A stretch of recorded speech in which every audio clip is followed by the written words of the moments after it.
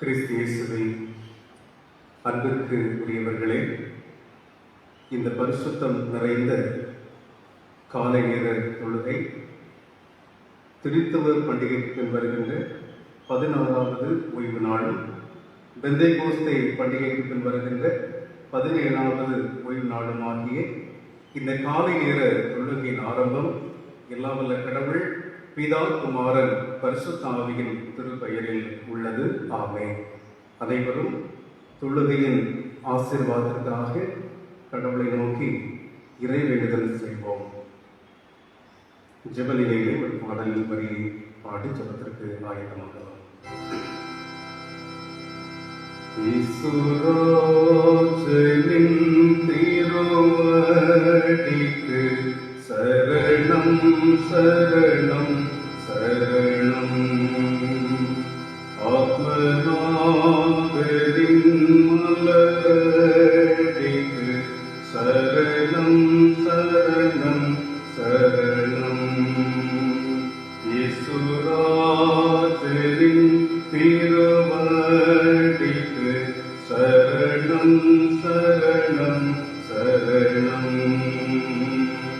ஆத்மநாதரின் மலரடிக்கு சரணம் சரணம் சரணம்.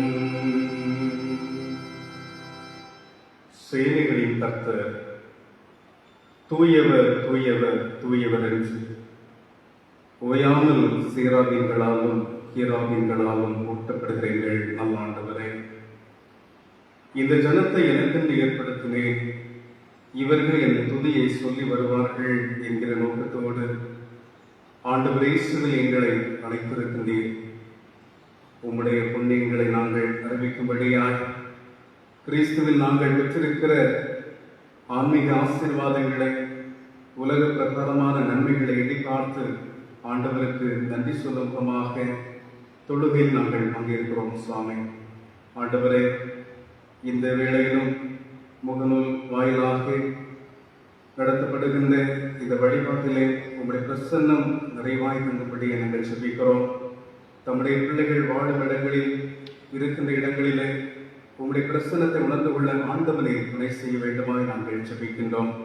இந்த ஆராதனையுடைய ஆரம்பம் முதல் முடிவு மட்டுமாக உங்களுடைய தெய்வீக இறை பிரசன்னம் எங்கள் அனைவரோடும் தங்கியிருக்கும்படியாய் எங்கள் ஆண்டவரும் உலகமைப்பருமான இயேசு கிறிஸ்து மூலம் ஜெபிக்கிறோம். ஜெபம் கேளும் நல்ல பிதாவே, ஆமென். கடவுளது தூய திருப்பெயரை நாம் போற்றும்படியாக நன்றி நிறை உள்ளத்தோடு 400வது கீர்த்தனை பாடலை நாம் பாடுவோம். எந்நாளுமே துதிப்பாய் என்கின்ற பாடலை நாம் நினைத்து பாடுவோம்.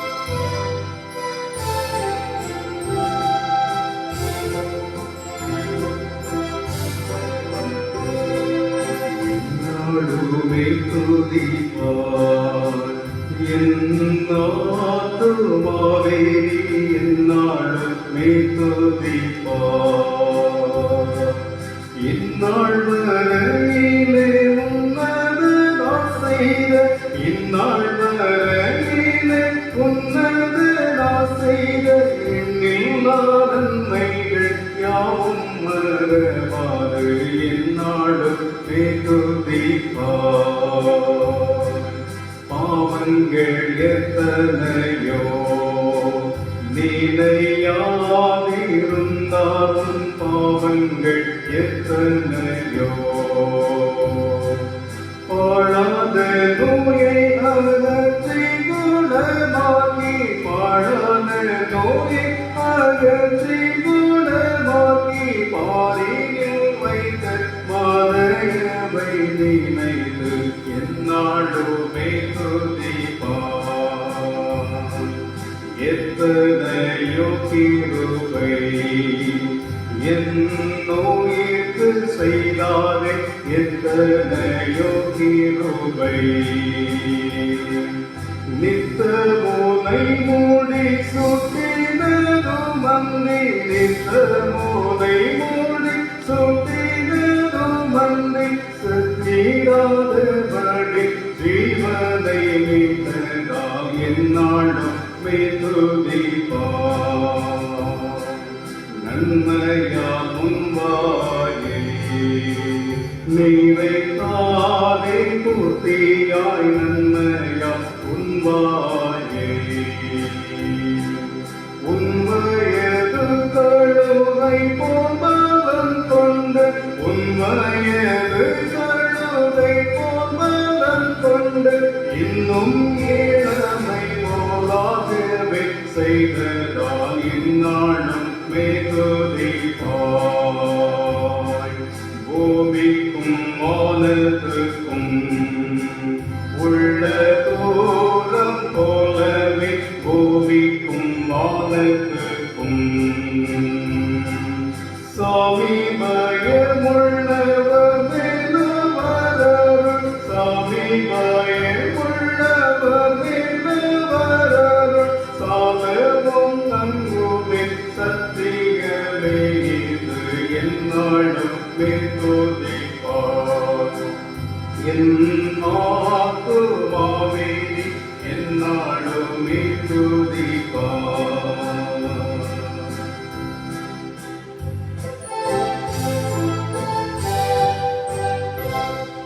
அனைவரும் இணைந்த நிலையில் 45வது பக்கம் இருக்கின்ற காலை ஆராதனை முறையை நாம் பின்பற்றுவோம். காலை ஆராதனை முறையை ஆண்டவரே என் உதடுகளை திறந்தருளும் அப்பொழுது என் வாய் உமது புகழை அறிவிக்கும். கடவுளே என்னை விடுவித்தருளும். ஆண்டவரே எனக்கு சாயல் செய்யவே இறைந்தருளும். பிதாவுக்கும் குமாரனுக்கும் பரிசுத்த ஆவிக்கும் மகிமை உண்டாவதாக. ஆதியிலும் இப்போதும் எப்போதுமான சதா காலங்களாய் இருக்கிற படியே. ஆமென். அல்லேலூயா. கர்த்தரை பணிவோம் வாருங்கள். அவர் நம்மை உண்டாக்கினவர்.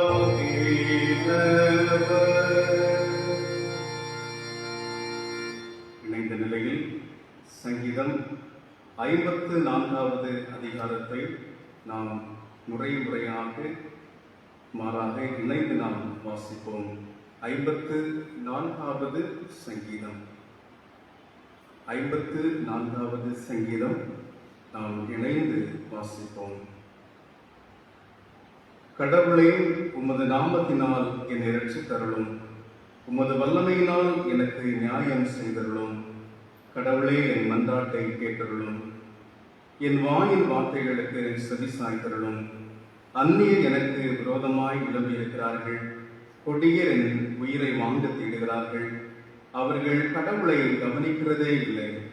இதோ கடவுள் எனக்கு சகாயர். ஆண்டவர் என் ஆத்துமாவை ஆதரிக்கிறவர்களோடு இருக்கிறார். எனக்காக பதிவிட்டுள்ளுக்கு அவர் தீமைக்கு தீமையை சரி கட்டுவாராக. உமது சத்தியத்தின்படி அவர்களை நிர்மூலமாக்கும். மனப்பூர்வமாய் நான் உமது பலியிடுவேன். கர்த்தாவே, உமது நாமத்திற்கு நன்றி செலுத்துவேன். உமது நாமமே நல்லது. அவர் எல்லா நெருக்கத்தினின்றும் என்னை விடுவித்தார். என் சத்துருக்களுக்கு நேர்க்கதை கண்ணார கண்டேன். பிதாவுக்கும் குமாரனுக்கும் பரிசுத்த ஆவிக்கும் மகிமை உண்டாவதாக. ஆதியிலும் இப்போதும் எப்போதுமான சதா காலங்களாய் இருக்கிற படியே.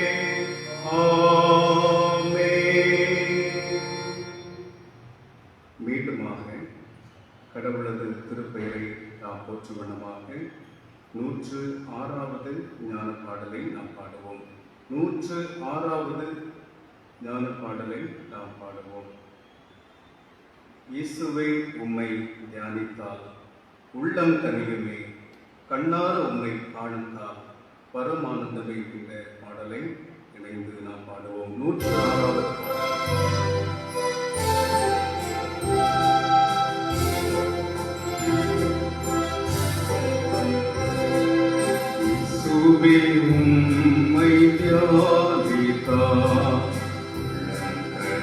நீயுமே கண்ணார உம்மை காணும் பரமானந்தமே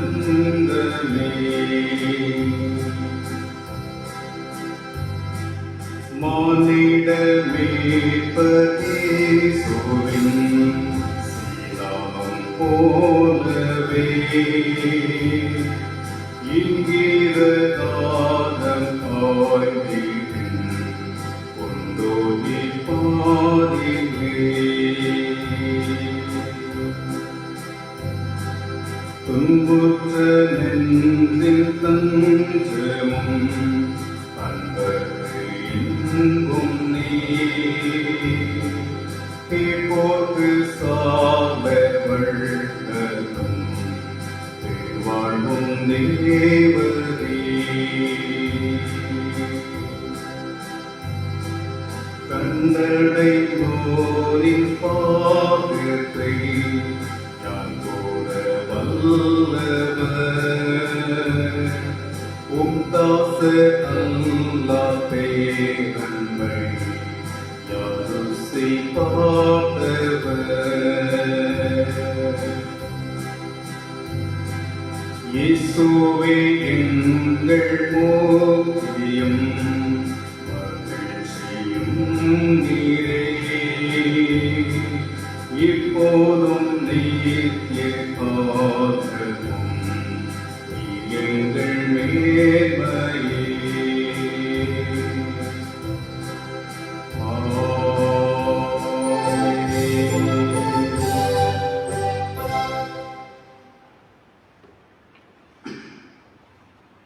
ஆண்டவர் இயேசு கிறிஸ்துவின் அருமையான உடன் திருச்சபையோரே, ஆண்டவரது இறைமக்களே,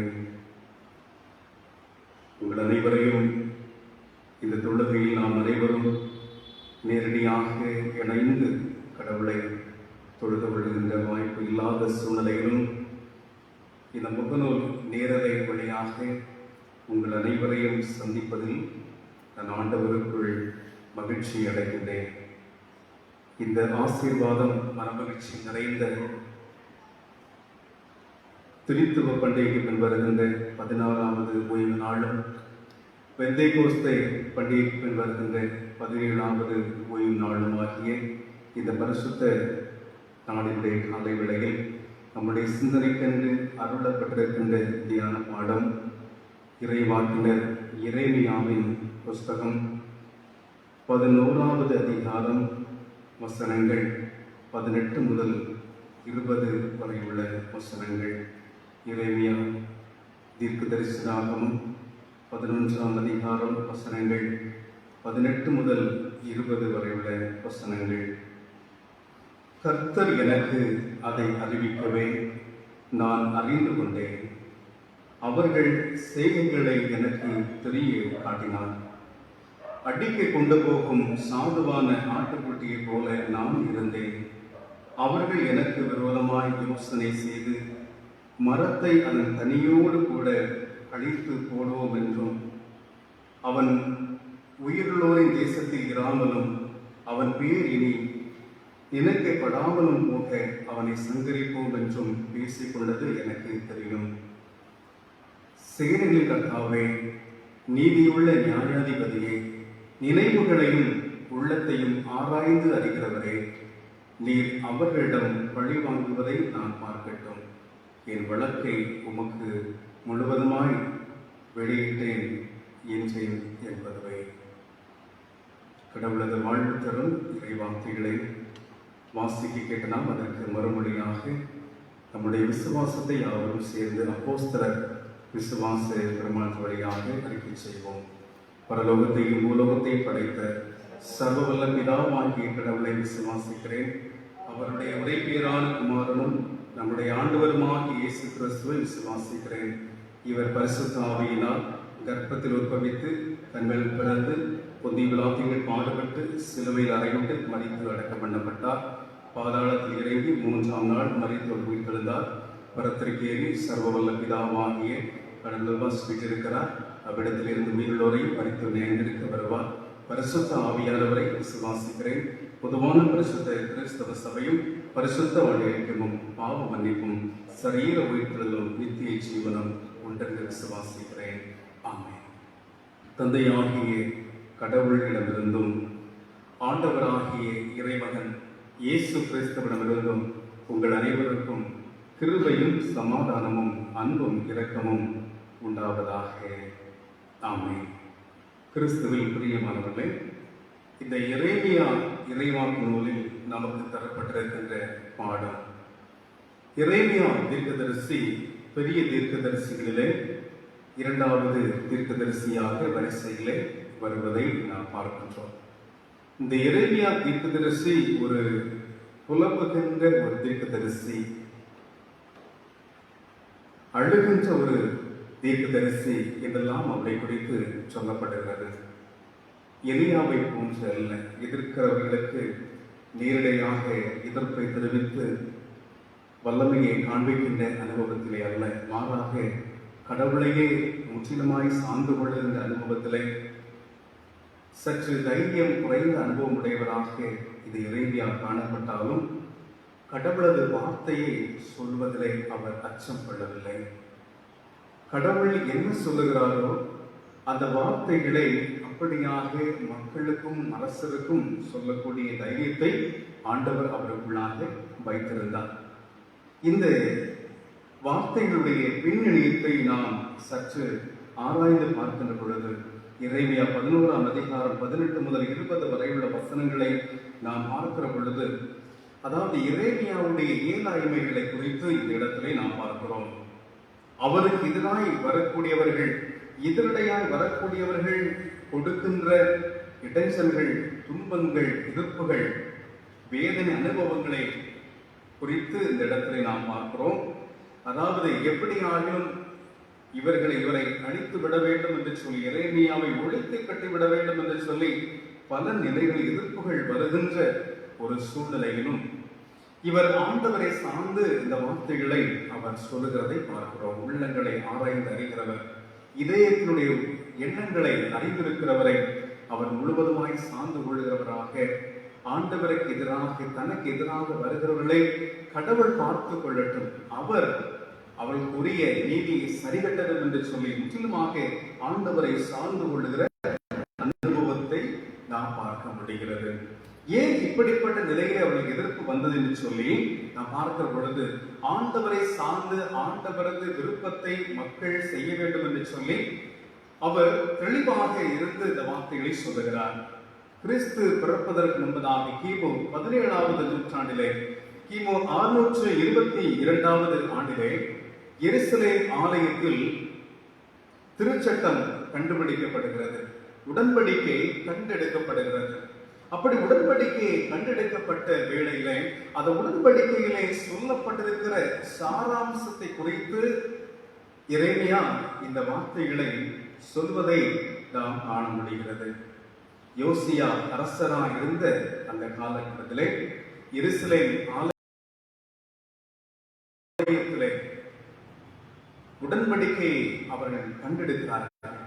அந்த உடன்படிக்கையிலே சொல்லப்பட்டதை இஸ்ரேல் மக்கள், யூத ஜனங்கள், இவர்கள் கடவுளது ஜனம் கடைபிடிக்க வேண்டும் என்று சொல்லி அந்த வார்த்தையில் உள்ள நீதியை, நியாயத்தை, கடவுள திருவுளத்தை மக்களுக்கு கண்டிப்போடு தைரியத்தோடு எடுத்து அவர்களுக்கு சொல்லுகின்ற வேளையிலே அவருக்கு எதிரான வருகிற எதிர்ப்பை தான் பார்க்கிறோம். நீங்கள் இப்படி வாழ்ந்தால் இப்படிப்பட்ட ஆசீர்வாதம், இப்படி வாழாவிட்டால் உடைய வாழ்வில் சாபம் வரும் என்று சொல்லி அந்த வார்த்தை தைரியத்தோடு அவர் சொன்ன வேளையிலே அவருக்கு எதிர்ப்பு வருவதை நாம் பார்க்கிறோம். குறிப்பாக 11ஆவது அதிகாரத்திலே இன்னைக்கு நம்ம கொடுக்கப்பட்ட தியான பகுதி 11ஆம் அதிகாரம் எரேமியா, அதில் தொடக்கத்தில் இருந்தே நாம் பார்க்கிற வேளையிலே இந்த உடன்படிக்கையின் வார்த்தைகளை நீங்கள் கேளுங்கள் என்று சொல்லி இஸ்ரேல் மக்களுக்கு கடவுளுடைய வார்த்தையை எரேமியா மூலமாய் அறிவிக்கும்படி கடவுள் விளைகின்ற அனுபவத்திலே யூத மனுஷருக்கும் எருசலேம் குடிமக்களுக்கும் சொல்லும்படியாக இந்த வார்த்தைகள் தரப்படுவதை பார்க்கிறோம். இந்த உடன்படிக்கையை கேளாத மனிதன் அவன் சபிக்கப்பட வேண்டும், சாபத்திற்குரியவன் என்று சொல்லி இந்த வார்த்தைகளை அவர் சொல்லுகிற பொழுது, இந்த மனிதன் எப்படி நம்மை சபிக்கலாம், இந்த மனிதன் எப்படி இந்த வார்த்தைகளை தங்களை எதிராக சொல்லலாம் என்று சொல்லி கடவுளை எதிர்ப்பதின் அனுபவத்திலே கடவுளது மனிதராகிய எரேமியாவுக்கு எதிர்ப்பை கொடுக்கிற நிலையிலே தான் இந்த வார்த்தைகள் எல்லாம் வருகிறதாக இந்த பின்னணியத்திலே நாம் பார்க்க முடிகிறது. அவருக்கு எதிராக எரேமியாவுக்கு வருகின்ற எதிர்ப்புகள், அதிலே கடவுளை சார்ந்து கொள்கிற அனுபவத்திலே இன்னுமாக இந்த எதிர்ப்புகள் வருகின்ற வேளை கடவுளின் பிரியமற்ற மக்களாய் வாழுகிறவர்கள் தண்டனையை பெற்றுத்தான் தீர வேண்டும் என்கிற எண்ணத்தினராக கூட எரேமியா வந்து விடுகிறார்.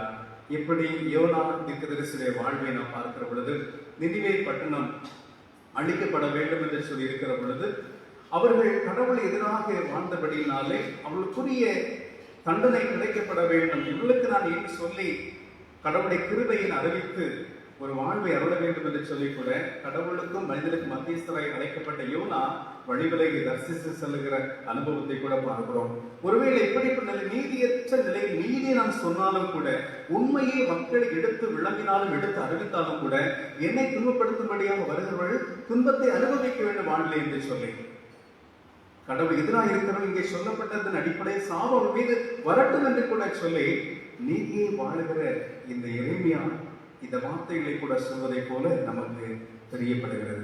கடவுள் எதிராக உடன்படிக்கையை பின்பற்றாது இருக்கிற வேலை அவர்கள் ஸ்தாபிக்கப்பட வேண்டும். இந்த வார்த்தையை எடுத்து சொல்லும் மூலமாக என்னை எதிர்க்கிறோம் அல்லவா, என்னுடைய வாழ்வில் வேதனைகள் சாபம் வர வேண்டும் என்று சொல்லி கூட பக்தன் ஒரு நிலையிலே உந்தப்படுகின்றார். இன்னைக்கு நம்முடைய வாழ்க்கை சூழலில் கூட கடவுள் நமக்கு தருகின்ற அழைப்பு நீதிக்காக நாம் வாழுகிறவர்களாக இருக்க வேண்டும். ஒருவேளை நீதி சார்ந்து உத்தமமாக உண்மையாக நாம் வாழ்கிற பொழுது, உண்மையின் அடிப்படையில் நாம் சொல்லி வாழ்ந்து கொண்டிருக்கிற பொழுது, சில எதிர்ப்புகள் நம்மை நோக்கி வருகிற பொழுது, கடவுளுடைய வார்த்தை நீதி செய்கிறவர்களுக்கு நீதி உள்ளவராக, அநீதி செய்கிறவர்களுக்கு அநீதி செய்கிறவராக ஆண்டவர் படைப்பான் அடிப்படையிலே வைராக்கியம் உள்ள கடவுளாக இருக்கிற பொழுது, அந்த வைராக்கியம் அவர்களை பற்றிக்கட்டும் என்று சொல்லிக் கூட நாம் எண்ணுகிற நிலைகள் உண்டு. நீதியாக உண்மையோடு கடவுளுடைய பக்தர்களாய் வாழ்ந்து கொண்டிருக்கிற பொழுது இந்த வார்த்தையில் நீதி இதுதான் என்று சொல்லி நாம் சொல்லி உண்மைக்கு சார்ந்து பகர்ந்து வாழுகிற வேளையிலே அந்த உண்மைக்கு எதிராக நம்மீது எழுப்பி நம்மை எதிர்க்கும்படியாக, நம்மை முந்தி கீழே தள்ளும்படியாக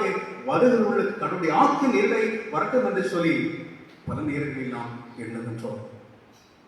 அருமையானவர்களே, இது இயல்பான மனித இயல்பான ஒன்றாக இருக்கிறது. நான் மட்டும் நீதிமானை வாழ்ந்து என்ன பயன், தேசமெங்கும் இவ்வளவு அநீதி இருக்கிறது என்று சொல்லி அக்கிரம செய்கிற அநீதி செய்கிற மக்கள் மீது அநியாயங்களை செய்கிற மக்கள் மீது இருக்கிற ஒரு ஒரு விதமான கசப்பு, இந்த வைராக்கியம் அவனமாக வெளிப்படுவதை கூட நாம் பார்க்க முடிகிறோம். குடும்பங்களில், திருச்சபைகளிலே, வாழும் இடங்களிலே, பணி செய்கிற இடங்களிலே உண்மையாக வாழுகிற பொழுது எதிர்ப்புகள் வருகிற பொழுது இப்படிப்பட்ட அனுபவங்களாக நாம் சொல்கிற நேரில் இருக்கலாம். எந்த நிலையிலும் கூட நம்முடைய வாழ்விலை உண்மை சார்ந்து கொள்ளும்படியாக நாம் வாழ அழைக்கப்படுகின்றோம்.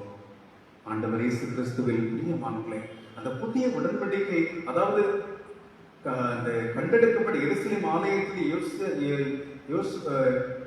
யோசிய அரசனுடைய காலத்திலே கண்டெடுக்கப்பட்ட உடன்படிக்கையிலே சொல்லப்பட்டிருக்கிற வார்த்தைகள், அதாவது விடுதலை பயணமும் யாத்திரையாளர் புஸ்தகத்திலே எழுதப்பட்டிருக்கிற வார்த்தையுடைய பின்னணியமாக அது அந்த சுருளிலே அந்த புத்தகத்திலே கிடைக்கப்படுகிறது. அதிலே சொல்லப்பட்ட வார்த்தை என்னவென்று சொன்னால், நான் பார்க்கிற பொழுது யாத்திரையாளர் 19 அதிகாரம் 5ஆம் வசன அடிப்படையிலே இப்படி இருக்க, நீங்கள் என் சொல்லை மனமாற கேட்டு என் உடன்படிக்கை கைக்கொள்வீர்களானால் சகல ஜாதிகளிலும் நீங்கள் எனக்கு சொந்த சம்பத்தாக இருப்பீர்கள் என்று சொல்கிற வார்த்தை.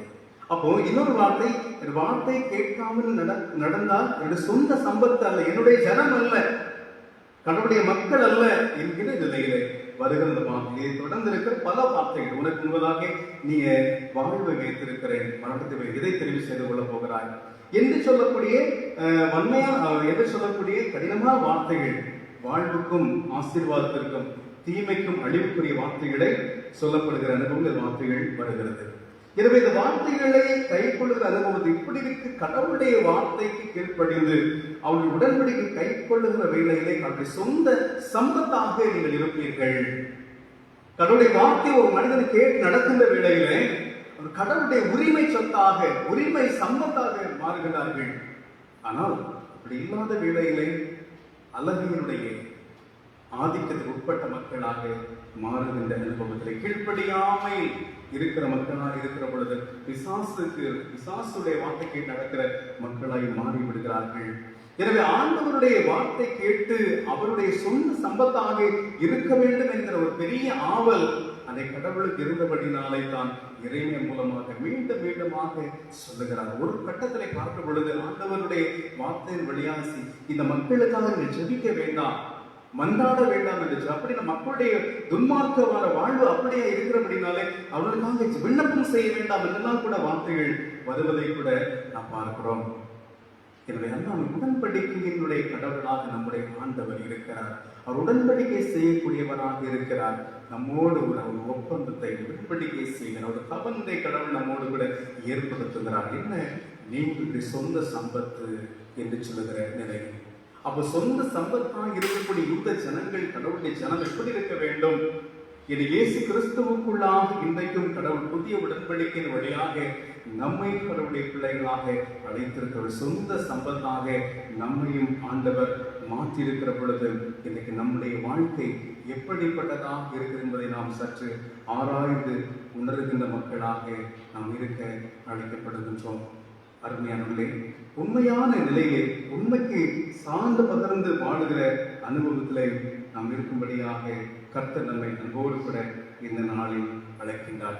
கடவுள் நம்மோடு சேர்ந்து உடன்படிக்கைக்கு நாம் பாத்திரவான்களாக அந்த உடன்படிக்கைக்கு உக்ரானத்தும் உடையவளாக இருக்க வேண்டும். உடன்படிக்கை முறித்து விடுகிற மக்களாக அல்ல, நம்முடைய சொந்த சம்பத்தாக நாம் இருக்கிற அந்த உடன்படிக்கை எனக்கு வேண்டாம் என்று சொல்லி உதறி தள்ளுகிற நிலையில் அல்ல, அந்த உடன்படிக்கையை காத்துக் கொள்ளுகிற மக்களான உடன்படிக்கையுடைய மதிப்பை, அந்த உடன்படிக்கையுடைய மேன்மையை நம்முடைய வாழ்வை காத்துக் கொள்ளுகிற ஒரு பொறுப்புணர்வை கடவுள் இந்த நாளின் காலை வேளையிலே நமக்கு ஆண்டவர் அருள் செய்கின்றார்.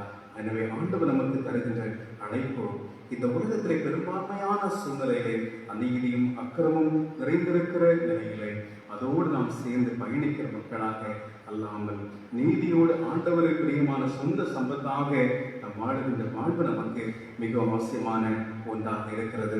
இன்றைய உலகத்தில் நாம் பார்க்கிற பொழுது பெரும்பான்மையான மக்கள் அவர் சொல்கிற வார்த்தைகளுக்கு அஞ்சி இன்னைக்கு உண்மையை மறைத்து உண்மையை மறுதளித்து ஊரோடு கூட சேர்ந்து ஒரு ஒத்த வேஷம் தரித்து வாழ்கிற மக்களாக வாழுகிற அழைப்பு கிறிஸ்தவ அழைப்பு அல்ல. கிறிஸ்தவ வாழ்வினுடைய அழைப்பு எதுவென்று சொன்னால் உண்மையோடு கூட சேர்ந்து வாழுகிற அனுபவங்கள், உண்மைக்கு பயந்து நடக்கிற மக்களாக இருக்கிற, உண்மைக்கு விலை கொடுக்கிற மக்களாக இந்த இருக்கிற மக்களாக இருக்க வேண்டும். இன்னைக்கு பல நேரங்களிலே என்ன சொல்லுகிறது, மக்கள் என்ன அவ்வளோ சேர்ந்து 10ஓடு 11ஆக தங்களை இணைத்துக் கொண்டு சத்தத்தை உயர்த்துகிற மக்களாக அல்ல, அதில் இருக்கிற உண்மை தன்மைகளை உணர்ந்து புரிந்து அதன் வழியிலே செயலாற்றுகிற மக்களாய் நம்மை அர்ப்பணிப்பதுதான் உண்மையான ஒரு கிறிஸ்தவ வாழ்வாய். இந்த பழையப்பாட்டின் காலங்களிலே ஒரு எளிதான ஒரு வாழ்வு தான். எப்படி என்றால் அன்னைக்கு கடவுளுடைய மக்களை வாழுகிற அனுபவத்திலே, கடவுளுக்கு அஞ்சு உண்மையை வாழுகிற அனுபவத்திலே போதுமானது. ஒருவேளை அந்த நாட்டிற்கு எதிர்ப்புகள் அந்த காலத்தில் உள்ள மக்களுக்கு போதுமான பெரிய அளவில் இருந்திருக்கா. அன்றைக்கு நாம் வாழ்கிற வாழ்க்கை சூழ்நிலையில் நமக்கு பெரிதான பிரச்சனைகள் நம்ம வாழுகிற சூழ்நிலை எதிர்கொள்ளுகிறோம். நம்ம உண்மையை சொன்னோம்னா சரியான பல எதிர்ப்புகள் நம்மை நோக்கி வருகிற அனுபவங்களை கூட நாம் பார்க்கிறோம். ஆனால் கடவுளுடைய பிள்ளைகள் ஆண்டவர் பிரியமான மக்களாக இருக்க கடவுள் நம்மிடத்திலே ஒரு எதிர்பார்ப்பை நமக்கு முன்னதாக வைக்கின்றார். யோவான் நற்செய்தி 18ஆம் அதிகாரம் 37வது வசனத்திலே பார்க்கும் பொழுது பிலாத்து இயேசுவிடத்திலே நீ ராஜாதானோ என்று கேட்க இயேசு சொன்ன பதில், நான் ராஜாவென்று நீரே சொல்லுகிறேன், சத்தியத்தை குறித்து சாட்சி சொல்ல நான் பிறந்தேன், இதற்கு நான் இந்த உலகத்திலே வந்தேன், சத்தியத்துக்குரியவன் எவனும் சத்தியத்திற்கு செவி கொடுக்கிறான் என்று ஆண்டவர் சொல்லுகிறார். அருமையானவர்களே, முதலில் பார்க்கிற ஒரு வார்த்தை, நீ ராஜாதானோ என்று சொல்லி பிலாத்து இயேசு பாட்டை கேட்கிற வேளையிலே நீ ராஜாவென்று சொல்லுகிறேன், உண்மைத்தான். எப்படிப்பட்ட அனுபவம் என்று சொன்னால் சொல்லுகிற பொழுது சத்தியத்தை குறித்து சாட்சி பகிர நான் பிறந்தேன், சத்தியத்தை குறித்து உண்மையை குறித்து சான்று பகிர சாட்சி சொல்ல நான் பிறந்தேன், இதற்கென்றே இந்த உலகத்திலே நான் வந்தேன் என்று சொல்லுகிறார். சத்தியத்திற்குரிய எவனும் சத்தியத்திற்கு செவி கொடுக்கிறான், நானே வழியும் சத்தியமும் ஜீவனுமாக இருக்கிறேன். அப்ப சத்தியத்தினுடைய உறைவிடம் ஆண்டவர் இயேசு கிறிஸ்துவாக, அவர்தான் சத்து, அவர்தான் இந்த உலகத்தை சத்தியமாக இருக்கிறார். சத்துடைய சாராம்சமாக இருக்கிறது. அதை சார்ந்திருக்கிற கிறிஸ்தவர்களாகி நம்முடைய வாழ்க்கையில் கூட சத்தியத்தை குறித்து சாட்சி பகரும்படிய கடவுள் புதிய உடன்படிக்கைகளை நம்மை இன்றைக்கு உருவாக்கி இருக்கிறார். இன்னைக்கு கிறிஸ்துவுக்குள் ஒரு புதிய படைப்பாய் மாற்றப்பட்டிருக்கிறோம். கிறிஸ்துவுக்குள் நாம் புதிதாய் பிறந்திருக்கிற மக்களாக இருக்கிறோம். நிக்கோதேமை கேட்ட வேளையிலே ஒருவன் மறுபடியும் பிறக்க வேண்டுமா என்று சொல்லி, தாயின் வயிற்றில் மறுபடியும் பிறக்க வேண்டுமா என்று சொல்லி திருமுழுக்கிற வழியாக இன்னைக்கு கடவுள் இன்றைக்கு நம்மை ஒரு புதிய பிறப்பிலே நமக்கு ஒரு வாழ்வை தந்திருக்கிறார். ஒரு பழைய வாழ்வில் இருந்து, பழைய துன்மார்க்கமான வாழ்க்கையில் இருந்து ஒரு புதிய வாழ்வு நம்மை ஆண்டவரை சிருஷ்டித்திருக்கிறார். கிறிஸ்துவுக்குள்ளாய் திருமுழுக்கின் மூலமாக இன்றைக்கு நாம் புதிதாய் பிறந்திருக்கிறோம். ஒரு கிறிஸ்துவுக்குள் இருக்கிற புதிய படைப்பு என்று சொல்லி, புதிய சிருஷ்டி என்று சொல்லி பார்க்கிறோம். பழைய எல்லாம் ஒளிந்தன, எல்லாம் புதிதாயின அப்படின்னு சொல்லுகிற பொழுது இந்த புதிய படைப்பாய், புதிய சிருஷ்டியாக இன்றைக்கு நாம் பிறந்திருக்கிறோம். அப்ப சத்தியத்தை குறித்து சாட்சி சொல்ல நான் பிறந்தேன்னு சொல்லி ஆண்டவர் இயேசு சொல்லுகின்ற வேளையிலே இதற்கென்றே இந்த உலகத்தில் வந்து சொல்ல இன்றைக்கு நம்முடைய அழைப்பாகவும் அதுதான் இருக்க வேண்டும். சத்தியத்தை குறித்து சாட்சி சொல்ல கடவுள் நம்மை இந்த புதிய உடன்படிக்கை நாம் இதை சிருஷ்டித்திருக்கிறார். அது மட்டுமல்ல, உலகத்திலே இன்னைக்கு நாம் சத்தியத்துக்கு சாட்சி பகிர்ந்து வாழ்கிற பிள்ளைகளாக, நீதிக்கு சான்று பகிர்ந்து வாழ்கிற பிள்ளைகளாக இருக்கும்படி இருக்க வேண்டும். மட்டுமல்ல, சத்தியத்திற்குரியவன் எவனும் சத்தியத்திற்கு சத்தியத்தை செவி கொடுக்க வேண்டும். அப்போது நாம் சத்தியத்திற்கு உரியவர்கள், ஆண்டவர் இயேசு கிறிஸ்துவுக்கு உரியவர்கள். ஆண்டவர் இயேசு கிறிஸ்துவையவர்களாய் நாம் இருக்கிற பொழுது அவருக்கு உரியவர்கள் எவரும், நம்முடைய வாழ்வில் எவரும் சத்தியத்திற்கு செவி கொடுக்க வேண்டும். இன்னைக்கு சத்தியத்துக்கு செவி கொடுக்கிற நிலை அன்னைக்கு இல்லை. எப்படி சார்ந்து பகர முடியும்? சத்தியத்தை செவி கொடுக்கிற பிள்ளைகளாய், செவி மடுக்கிற பிள்ளைகளாய், இறை வார்த்தைகளை கேட்கிற பிள்ளைகளாக, தியானிக்கிற பிள்ளைகளாக, சத்தியத்தின் வழியை நடக்கின்ற மக்களாய் கடவுள் நமக்கு அழைப்பு தருகிறார். அது ஒரு கடினமான ஒன்றுதான் என்பதையும் நாம் அறிந்திருக்கிறோம். அருமையானவர்களை, இறை வார்த்தை கூட நாம் சொல்கிற பொழுது யாக்கோபு திருமுகத்தில் 3ஆம் அதிகாரம் 14ஆம் வசன பிற்பகுதியிலே பார்க்கிற பொழுது சத்தியத்திற்கு விரோதமாக பொய் சொல்லாதிருங்கள் என்று சொல்லி பார்க்கிறோம். சத்தியத்திற்கு விரோதமாக பொய் சொல்லாதிருங்கள் என்று புதிய பாட்டிலே வாழ்கிற மக்களுக்கு யாக்கோபு என்கின்ற பக்தர் மூலமாக இந்த வார்த்தைகள் சொல்லப்படுகிறது. அப்போ நம்முடைய வாழ்வில் நாம் சத்தியத்திற்கு விரோதமாக சாட்சி பகிர்கிற மக்களாக அல்ல, சத்தியத்துக்கென்று சொல்லி சாட்சி பகிர்கின்ற மக்களாக இருக்க கடவுள் உண்மை அழைக்கிறார். என்று சொன்னால் சத்தியத்திற்கு விரோதமாய் பொய் சொல்லுகிற வாழ்வு அது இந்த உலகத்தில் கூடியதாக இருக்கிறது. இந்த லௌகிகத்திற்கு சம்பந்தமானது என்று சொல்லி பார்க்கிறோம். அது பரத்திலிருந்து வருகிற ஞானம் அல்ல. சத்தியத்துக்கு எதிராக ஒரு மனிதன் செயலாற்றுகிற பொழுது, சத்திய விரோதமாய் ஒரு மனிதன் பொய் சொல்லி நடக்கின்ற பொழுது அது இந்த உலகத்திற்குரியதாக இருக்கிறதை தவிர மாறாக பரத்தில் வருகிற ஞானம் அல்ல என்று சொல்லி இந்த வார்த்தை தெளிவாய் சொல்வது. யாக்கோபு 3ஆம் அதிகாரம் 15ஆம் வசனம் சொல்லி, ஏனெனில் இப்படிப்பட்ட ஞானம் பரத்திலிருந்து வருகிற ஞானம் அல்ல, அது லௌகிக சம்பந்தமானது, ஜென்ம சுபாவத்திற்குரியது, அது பேய்த்தனத்துக்கு அடுத்தது என்று சொல்லி பார்க்கிறோம். பேய்த்தனத்துக்கு அடுத்தது தொடக்கத்திலே மனிதனை விளைச்சிருந்தே இந்த பொய், நீங்கள் சாப்பிட்டால் கடவுளை போல மாறிவிடும் பொய் சொல்லுகிறான். எனவே இன்றைக்கு உண்மையின் அடிப்படையிலே சத்திய சார்ந்துகிற மக்களாக, நீதி உள்ள மக்களாய் இன்றைக்கு இருக்க வேண்டும். இதற்கு துன்பங்கள், எதிர்ப்புகள் நாட்டிலே வருவதுண்டு. எரேமியாவுக்கு வந்த பாடுகள், எரேமியாவுக்கு வந்த பிரச்சனைகள், எரேமியாவுக்கு வந்த கட்டுகள், எதிர்ப்புகள், துன்பங்கள், அடிகள், மோசமான பிரச்சனைகள் இதெல்லாம் நம்முடைய வாழ்வில் கூட வர நேரிடலாம். கிறிஸ்து இயேசு கூட சொல்கிற பொழுது, பச்சமரத்திற்கே இப்படிப்பட்ட பாடி இலட்சம் பட்டமரமாய் உங்களுக்கு எப்படியோ கோதுமை சுளைகளை போட்டு புடைப்பது போல பிசாசானவன் உங்களை புடைப்பான் என்று சொல்லுகிற அனுபவத்திலே இன்றைக்கு நம்முடைய வாழ்வின் அனுபவங்கள் கூட பல எதிர்ப்புகள். இன்றைக்கு நம்முடைய வாழ்வை எண்ணி பார்ப்போம். எத்தனை முறைகள் நீதியை மாற்றி நாம் பேசியிருக்கிறோம், அநீதியை சொல்லியிருக்கிறோம். எத்தனை முறைகள் சத்தியத்திற்கு முரண்பட்டு பொய்மையை நாம் இந்த வாழ்விலே கடைபிடித்திருக்கிறோம், பொய்மை நாம் சொல்லியிருந்திருக்கிறோம். சிந்திக்க வேண்டும். ஒவ்வொரு நிலைகளிலும் கூட நாம் பல நேரங்களிலே நாம் உண்மையை இருக்கிறேனா என்பதை பார்த்து நாம் எண்ணுவதே இல்லை, எண்ணிப்பாக சிந்திப்பதே இல்லை. அப்படின்னா கடவுளை தேடுகிற உணர்வுள்ளவன் இந்த உலகத்திலே உண்டோ என்று சொல்லி கடவுளை விண்ணிலிருந்து மண்ணை நோக்கி பார்க்கிறார். அவர் பார்க்கிற பொழுது நன்மை செய்கிறவன் ஒருவரும் இல்லை என்று சொல்லுகிற வார்த்தையை பார்க்கிறோம். சங்கீதம் 54வது அதிகாரத்திலே அந்த வசனங்கள் தெளிவாய் சொல்லப்படுகிறது. ஆண்டவரை தேடுகிற உணர்வுள்ள மனிதன் உண்டோ என்று சொல்லி கடவுள் விண்ணிலிருந்து பார்க்கிறார், மேலிருந்து கடவுள் பார்க்கிறார்.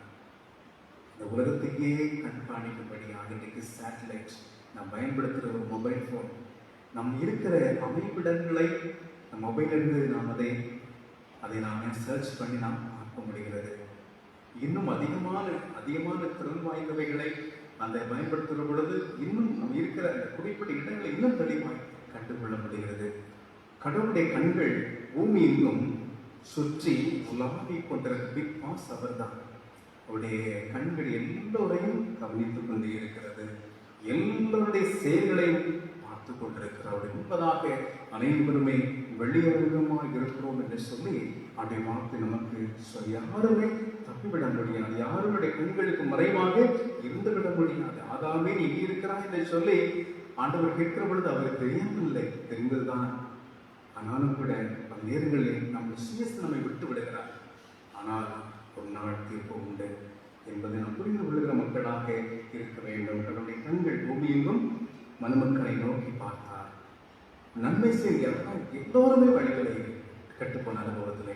எனவே தான் நம் அனைவருக்காக ஒவ்வொரு மனிதனும் ஒவ்வொருவருக்காக கிறிஸ்து கொடுக்கப்பட்டார். ஆண்டவர் இயேசு ஒப்பு கொடுக்கப்பட்டார். அவர் நமக்கு வாழ்வாக, நமக்கு வழியாக இந்த உலகத்தில் கடவுள் நமக்கு தரப்பட்டிருக்கிறார். அவரை நோக்கி பார்த்தவர்கள் பிரகாசம் அடையும்படியாக வெண்கல சர்ப்பம் எப்படி வனாந்தரத்திலே பாலைவனத்திலே மோசே மூலம் உயர்த்தப்பட நோக்கி பார்த்தவர்கள் வாழ்வு பெற்றார், அதே போல வெண்கல சர்ப்பமாக இயேசு சிறுமையிலே உயர்த்தப்பட்டார். அவர் நோக்கி பார்க்கிறவர் நம்முடைய அநியாயங்கள், அக்கிரமங்கள், அநீதிகள், உண்மை தன்மைகள் எல்லாம் நீங்க பெறுகிறது. நம்மை புதிய சிறுசன் மறுபடியும் நம்மை உருவாக்க அவர் போதுமானவராக இருக்கிறார். வாழ்க்கை சூழ்நிலைகளை தீமையோடு நாம் இணைந்து குரல் கொடுத்திருக்கிறோமா? பொய்மை நாடி நாம் சென்றிருக்கிறோமா? அநியாயத்திலே நாம் இன்றைக்கு நம்முடைய வாழ்வை அர்ப்பணித்திருக்கிறோமா? இதை விட்டு விலகுகின்ற ஒரு சமூகமாக இருக்க வேண்டும். கடவுள் உங்களை என்னையோட சொந்த சம்பத்தாக அவர் உரிமை சொத்தாக அவர் வைத்திருக்கிற பொழுது அந்த உரிமை சொத்தாக நாம் வாழ வேண்டும். உலக பிரகாரமாக ஒரு சொத்தை உடையவன் ஒரு 5 சென்ட் அல்லது 10 சென்ட் அல்லது 1 ஏக்கர் நிலத்தை உடையவன் அவர் சுத்தத்தின்படியான நிலத்தை பயன்படுத்துகிற உருவாக்கி அதை சரிபடுத்துகிறான் என்று சொன்னால் ஆண்டுடைய உரிமை சொத்தாக நாம் மாற்றப்பட்டிருக்கிற பொழுது அவர் விருப்பத்திற்கு இன்னைக்கு நம்முடைய வாழ்வை அர்ப்பணிக்க வேண்டும். அவர் விருப்பத்தின்படியாக நம்முடைய நிலங்களாகிய நம்மை அவர் அழகுபடுத்த அர்ப்பணிக்க வேண்டும். உண்மையிலே அழகுபடுத்தும்படியாக, நேர்மையிலே, சத்தியத்திலே, நீதியிலே அழகுபடுத்த விரும்புகின்றார். எனவே ஆண்டவருக்கென்று சொல்லி அர்ப்பணிப்போம். இறைமையை வந்தபோது எதிர்ப்புகள் வரலாம், ஆனால் கூட ஆண்டவருக்கென்று சொல்லி அதை பொறுமையோடு சகிக்கின்ற பிள்ளைகளாக, ஆண்டவருக்கென்று சாட்சி பகர்கின்ற பிள்ளைகளாக சொல்லாலும் செயலாலும் ஆழ்வாலும் ஆண்டவருக்கு உயிர் சேர்க்கும்படியாக ஆண்டவரது உரிமை சத்து என்னை கடவுள் தெரிந்தெடுத்திருக்கிறார். என்னுடைய பிள்ளை சம்பத்தி என்கின்ற நிலையிலே அந்த ஒரு மதிப்பை, அந்த உடன்படிக்கை இதை காத்துக் கொள்ளுகிற பிள்ளைகளாக, அந்த உடன்படிக்கை மேன்மையை இன்றைக்கு நம்முடைய வாழ்வை கனப்படுத்துகிற பிள்ளைகளாய் வாழ இதன் வழி நித்திய வாழ்வை கற்றுக்கொள்ள ஆண்டவர் தாமே இந்த வாக்கின் வழியை நம்மை நிறைவாய் ஆசீர்வதிப்பாராக. எல்லா புத்திக்கும் மேலான இறை சமாதானம் உங்கள் இருதயங்களை சிந்தையை கிறிஸ்து இயேசுவுக்குள் நிறைவான் ஒப்புப்படுத்தி வலுப்படுத்தி காப்பதாக. ஆமென். யாவரை எழுந்து நாம் ஸ்தோத்திர பலியை பாடுவோம். நாம் அந்த இடங்களிலே இருந்த இடங்கள் நாம் ஸ்தோத்திர பலியை பாடுவோம். கடவுளே சுத்த தரியத்தை என்னிலே நிலைவரமான ஆவியை என் உள்ளத்திலே பொதுப்பியும் உமது சமூகத்தில் என்னை தள்ளிவிடாதீரும். உமது பரிசுத்தாவியை என்னிடத்தில் இருந்து எடுத்துக்கொள்ளாதீரும். உமது ரட்சணிய சந்தோஷத்தை திரும்பவும் எனக்கு தாரும். உற்சாகமான ஆவி என்னை ஆகும்படி செய்யும்.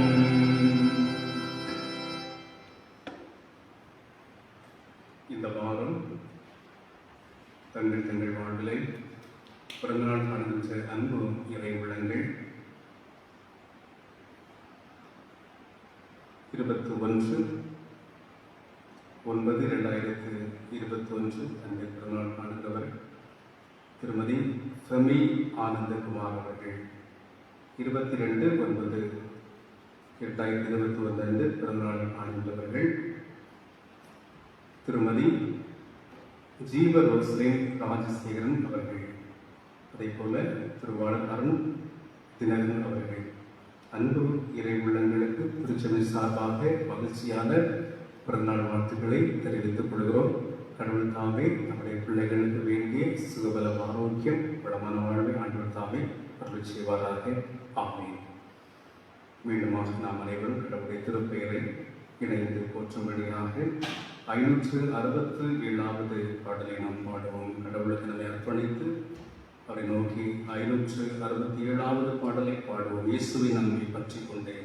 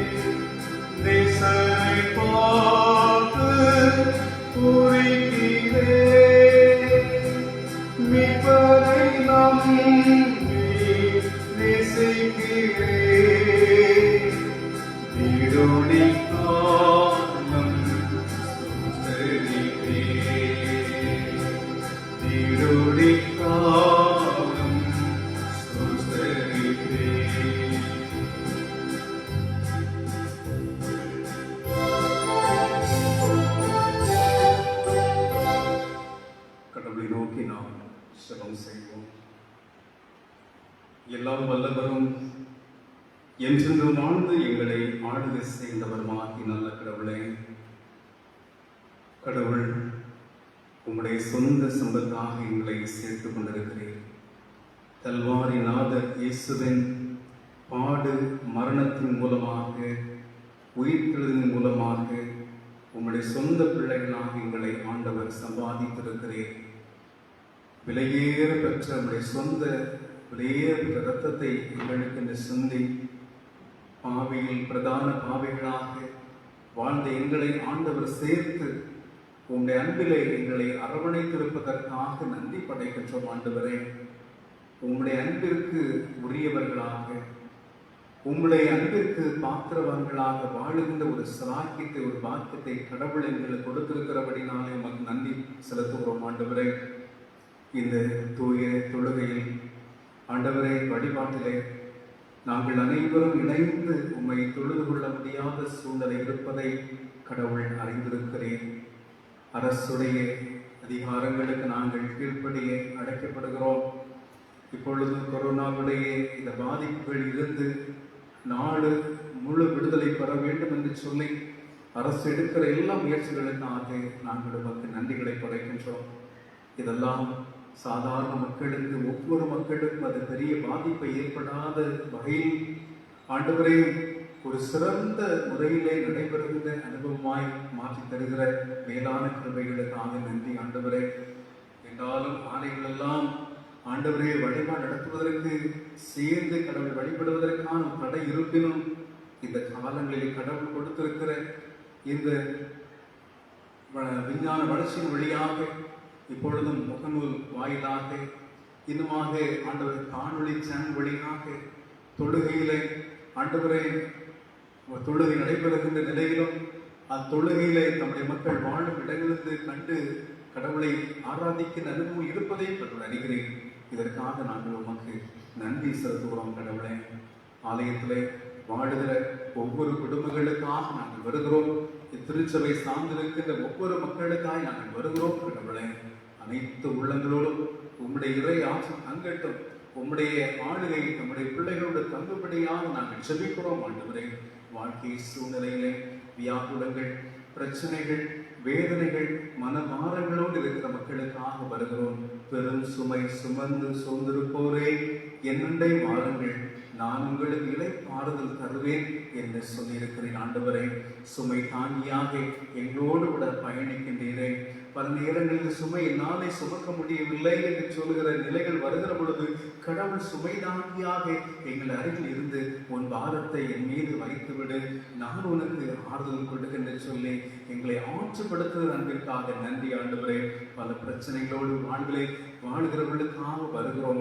விலகினத்திலே வாழ்கிற மக்களுக்காய் செபிக்கிறோம். ஆண்டவரே, சுகனத்தோடு காணப்படுகிற பிள்ளைகளுக்காய் சிறப்பாய் வேண்டுதல் செய்கிறோம். ஆண்டவரே, இதோ ஆண்டவர் சுகவினங்களோடு மருத்துவமனைகளிலும் இல்லங்களிலும் பலதரப்பட்ட மக்கள், பலகின மக்கள் காணப்படுவதை அறிந்திருக்கிறேன். ஆண்டவரே, தம்முடைய மக்கள் அனைவருக்கும் கடவுள் அந்த விடுதலை தரும்படியா நாங்கள் செபிக்கிறோம். உம்மை நோக்கி பார்க்கிறவர்களுக்கு சுகத்தை ஆண்டவர் கொடுக்கும்படியா நாங்கள் வருகிறோம். கடவுளை, நாங்கள் பிற மக்களோடு கூட வாழ்கிற அனுபவத்திலே கிறிஸ்துவிலே காணப்பட்ட தன்மைகள், உன் ஆதிசயம் எங்களுக்குள் காணப்படும்படியாய் நாங்கள் அர்ப்பணிக்கிறோம். உம்மிலே காணப்படுகிற மன தாழ்மை, உம்மிலே காணப்பட்ட சகிப்புத்தன்மை, பொறுமை, உம்மிலே காணப்பட்ட அன்பு, எதிர்க்கிறவர்களுக்கும் நன்மைகளை செய்யக்கூடிய ஒரு குணாதிசயம், ஒரு பெரிய மனப்பான்மை எங்களுக்குள் வளரும்படியா, எங்களுக்குள் உதயமாகும்படி, எங்களுக்குள் உருவாகும்படியாக ஆண்டவரை நாங்கள் அர்ப்பணிக்கின்றோம். கடவுளை, புதிய உடன்படிக்கையின் பிள்ளைகளாக நாங்கள் ஒவ்வொருவரும் சேர்க்கப்பட்டிருக்கிறபடினாலே உமக்கு நன்றி ஆண்டவரை.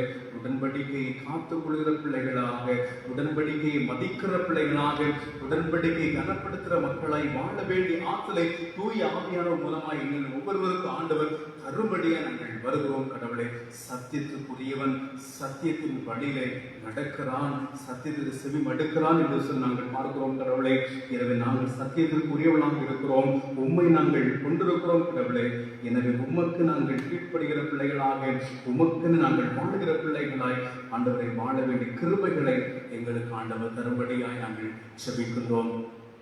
இத்திருச்சபைக்காய் வருகிறோம். கடவுளை, இத்திருச்சபையில் இருக்கிற ஒவ்வொரு குடும்பங்களுக்காய் நாங்கள் செபிக்கிறோம். ஒவ்வொரு குடும்பங்களை கர்த்தர் கண்ணோக்கி பொருட்களினாலே, ஜபங்களினாலே, காணிக்கைகளினாலே திருச்சபை தாங்குகின்ற மக்கள் ஒவ்வொருவருக்காய் நாங்கள் வருகிறோம். கடவுளை, அனைத்து மக்களையும் ஆண்டவர் ஆசீர்வதிக்கிறாங்க. தங்கள் திறமைகளுக்கு ஏற்ற வகையிலே கடவுளுக்கு எங்களை உளவாய் நன்மைகளை தந்திருக்கிறார் என்று சொல்லி மனமுவந்து ஆண்டவருக்கு என்று சொல்லி கொடுக்கிற செபிக்கிற ஒவ்வொரு கர்த்தரின் ஆசீர்வதிக்கும்படியாக நாங்கள் மன்றாடுகிறோம் கடவுளை. வெளியிடங்களில் வாழ்கிறவர்கள், இந்த இடங்களில் வாழ்ந்து கொண்டிருக்கிற அனைவருக்குமாய் நாங்கள் ஜெபித்துக் கொண்டிருக்கிறோம். அனைவரோடும் உங்களுடைய வல்லமையான கிருபை தங்கட்டும். இந்த திருச்சபையை நேசிக்கிற ஒரு நேசம் உடைய பிள்ளைகள் உள்ளத்தில் ஆண்டவர் வருகிறபடினாலே உமக்கு நன்றி. எங்களுக்கு இந்த ஆண்டவர் கொடுத்திருக்கிற ஆலயம் அல்லவா என்று சொல்லி இந்த ஆலயத்தை நேசிக்கிற ஒரு நேசத்தை ஆண்டவரை உங்களுடைய பிள்ளைகளுக்கு கருதுகிறபடினாலே உமக்கு நன்றி ஆண்டவரே. சிறப்பாக குறிப்பாக உண்மை நேசிப்பதனுடைய அடையாளம் என்னவென்று சொன்னால் திருச்சபை நேசிப்பது, போதகரை நேசிப்பது, திருச்சபை மக்களை நேசிப்பது, அதுதான் உண்மை நேசிப்பதனுடைய ஒரு அடையாளம். எனவே திருச்சபை நேசிக்கிற மக்களாய் சபை மக்களை விசாரிக்கிற அனுபவங்களிலே ஒரு விசாரிக்க அன்பு செய்கிற அனுபவங்களிலே கடவுளை சபை உருவாக்கத்தை பலப்படுத்திக் கொண்டிருக்கிறபடினாலே உமக்கு நன்றிகளை படைக்கின்றோம் கடவுளை. ஒவ்வொரு மக்களும் சபையோடு தங்களை இணைத்துக் கொள்கிற அனுபவத்திலே வாஞ்சையுள்ள ஆத்துமாக்களாய் தம்முடைய மக்களை பலப்படுத்துகிறபடினாலே உமக்கு நன்றிகளை படைக்கின்றோம் கடவுளை. எல்லா மக்களையும் ஆண்டவர் ஆசீர்வதிப்பீராக. திருச்சபை பொறுப்பாளர்களை வருகிறோம். திருச்சபை தலைவருக்காக, பொருளருக்காக, செயலருக்காக, மூப்பர்களுக்காக வருகிறோம். அனைவரோடும் உங்களுடைய இறையாற்றல் தங்கட்டும். ஒவ்வொருடைய பணிகளும் ஆண்டவருக்கு இருக்கின்ற வேளையிலே கடவுளை கனப்படுத்துகிறபடினாலே உமக்கு நன்றி ஆண்டவரை. கலங்கரை தீபத்தை போல அனைவருக்கு ஒளி கொடுக்கிற ஒரு கலங்கரை தீபத்தை போல இந்த சபை கடவுள் உருவாக்கி கொண்டிருக்கிறபடினாலே உமக்கு நன்றி. அப்படியே ஆசீர்வதிப்பதாக சபையில் இருக்கிற அனைத்து மக்களோடும் உங்களுடைய வல்லமையான கரம் தங்கட்டும். கஷ்டப்படுகிற மக்கள், தரித்திரர்கள், இன்னுமாய் ஆண்டவரை தேவையோடு இருக்கிற மக்கள், மெய்யான அமைதிக்காக உள்ளத்திலே ஆவல் கொண்டிருக்கிற மக்களுடைய வாழ்வில் இருக்கிற தேவையை ஆண்டவர் பூர்த்தி செய்ய வேண்டும் என்று உண்மை நோக்கி நாங்கள் வருகிறோம் கடவுளை. என்னென்ன தேவை இருக்கிறதோ அந்த தேவைகள் ஆண்டவருடைய வாழ்வில் கர்த்தர் நிறைவாக்கி தரும்படியாக நாங்கள் வருகிறோம் கடவுளை. தேசத்தில் நடைபெறுகிற பலவிதமான நிலைகள் நாங்கள் பார்க்கிறோம் கடவுளை.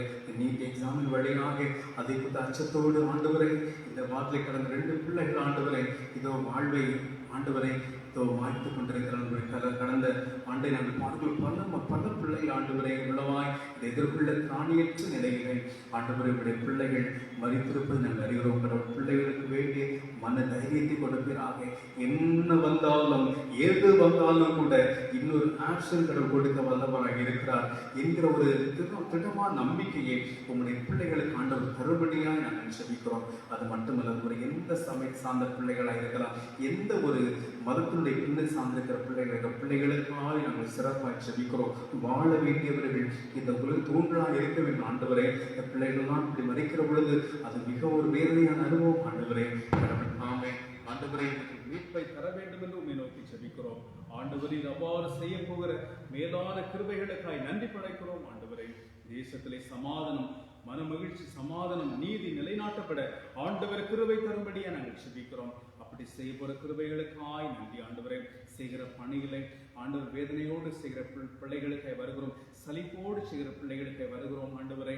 விரும்புகிற விருப்பங்கள் பணிகளிலே உருவாக்கி தர ஆண்டவர் கிருபை பாராட்ட வேண்டுமாய் செபிக்கிறோம். அப்படி செய்ய போகிற மேலான கிருபைகளுக்கு நன்றி படைக்கிறோம் ஆண்டவரை. தொடர்ந்து பாதுகாத்துக் கொள்வீராக. இந்த வார பிறநாளை காணுகிற அந்த பிள்ளைகளை உங்களுடைய கருத்து நாங்கள் அர்ப்பணிக்கின்றோம் ஆண்டவரை. அருமையான திருமதி ரோஸ்லின் ராஜசேகரர்களுக்காக நாங்கள் செபிக்கிறோம் ஆண்டவரே. அதே போல செமி ஆண்டகுமார் அவர்களுக்காக நாங்கள் செபிக்கிறோம்.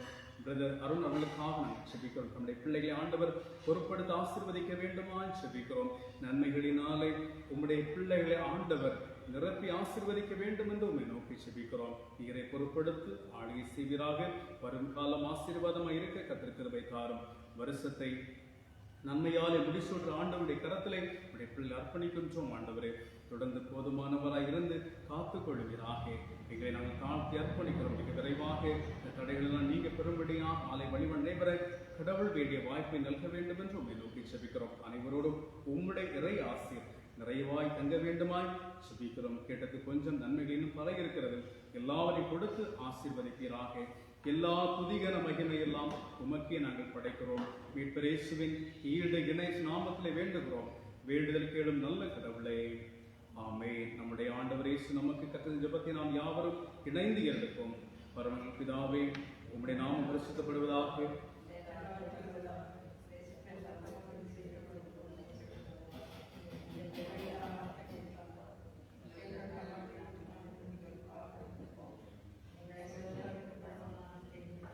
ராஜ்யம், வல்லமை, மகிமை என்னதைக்கும் இவைகளே. ஆமென். கடவுள் தருகின்ற இறை ஆசிரை நாம் யாவரும் பெற்றுக்கொள்வோம். ஆண்டவராகிய இயேசு கிறிஸ்துவின் கிருபையும் கடவுளின் அன்பும் பரிசுத்த ஆவியின் ஐக்கியமும் உங்கள் அனைவரோடும் இருப்பதாக.